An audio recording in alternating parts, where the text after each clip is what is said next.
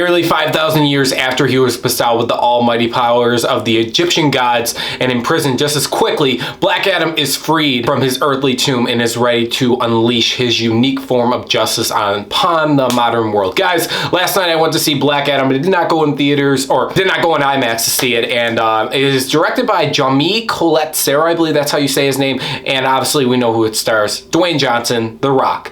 So let's break it down. I just want to let you guys know that there's going to be a spoiler section of this video towards the end. It's going to be probably like a couple minutes long only, and just talking about the future of the DCEU and a couple other things that I wanted to pick on that I can't talk about in spoiler free. But let's get into spoiler free. What I really enjoyed about this film 100% is The Rock's performance as Black Adam. And I know what I said, that I wasn't really hyped for this film at all, and I wasn't. I went in this film kind of like, okay, I know what the end credit scene is, but I want to see how good the film is on its own merits. And the thing that stands out is The Rock is not playing his average ex-cop type fucking heroic hero that he always plays in almost every movie. He plays a unique type anti-hero that I really dug, and I thought his performance, this is definitely one of his best performances I've ever seen. I love him a lot in the Fast and Furious films, but in this film, like, he's literally electrifying as Black Adam, and I thought he did a phenomenal job. He has been announced since 2007 that he was going to play Black Adam, and this film took that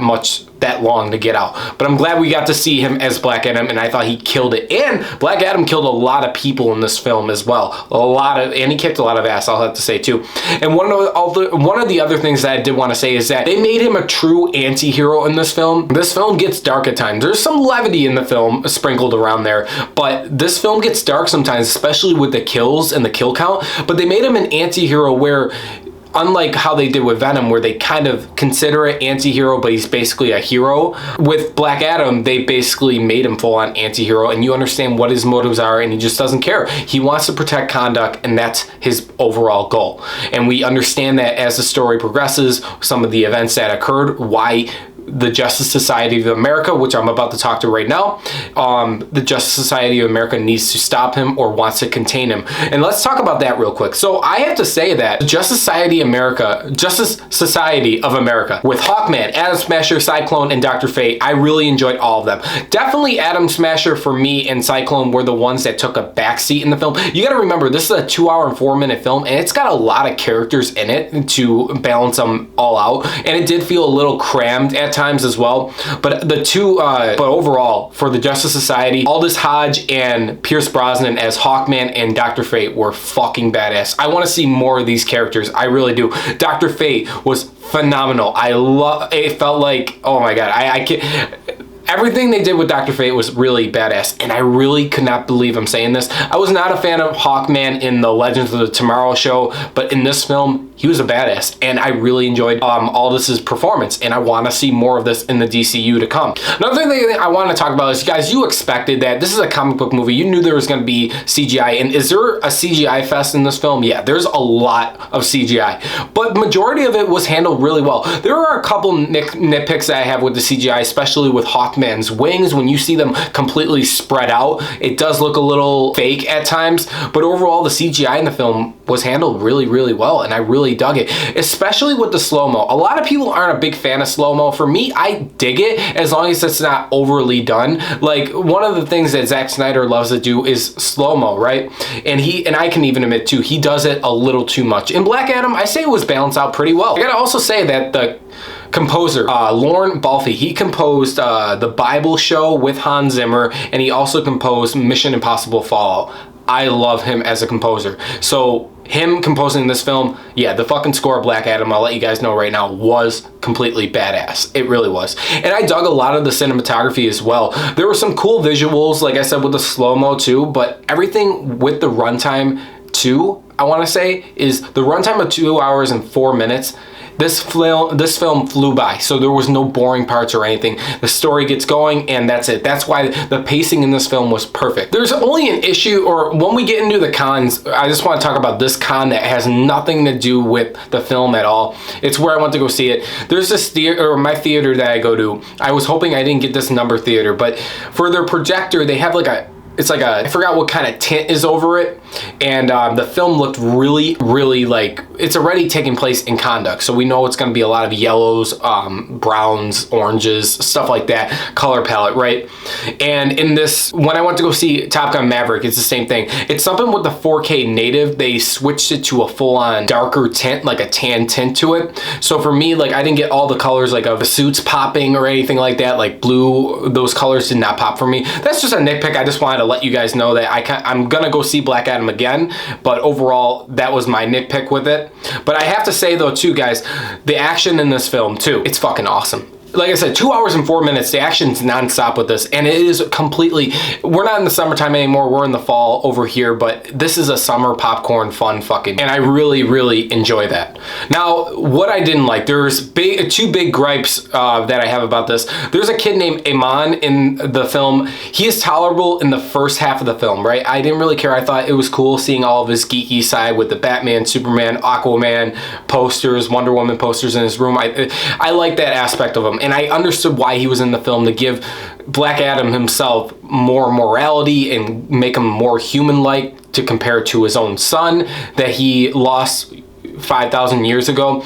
But overall, it was the second half of the film that really was too cheesy for me, and it was most of the script too. You guys got to understand that you're going into Black Adam, you're not going in for the Batman or like Batman style artsy. You're not going to get the Dark Knight out of this or Captain America Winter Soldier type vibes of a high level rich story. You're getting your average poorly written story, but I was able to look over that. So I'd say the story in this kid in the film, Iman, really did get annoying. In the story, like I said, it's half put together, it's very mediocre at best, but you're not going for that. You're going to have fun with the film. It's like a Fast and Furious film in a way. I can't believe I compared it to that. And obviously, guys, you've heard a lot of people already complaining about this, but the villain was one of the biggest, weakest parts, probably the weakest part for me. I do not care about his motives. I did not care about anything about him at all, and it was just a big CGI fest for me, and I just had someone to have Black Adam himself fight,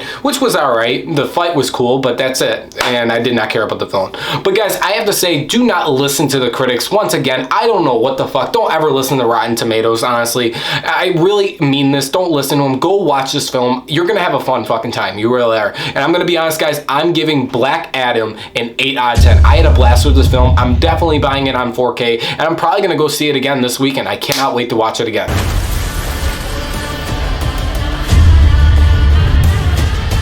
Guys, we are in spoilers. You'll see the spoiler thing right there, but let's get into it. There's a couple things I want to talk about real quick.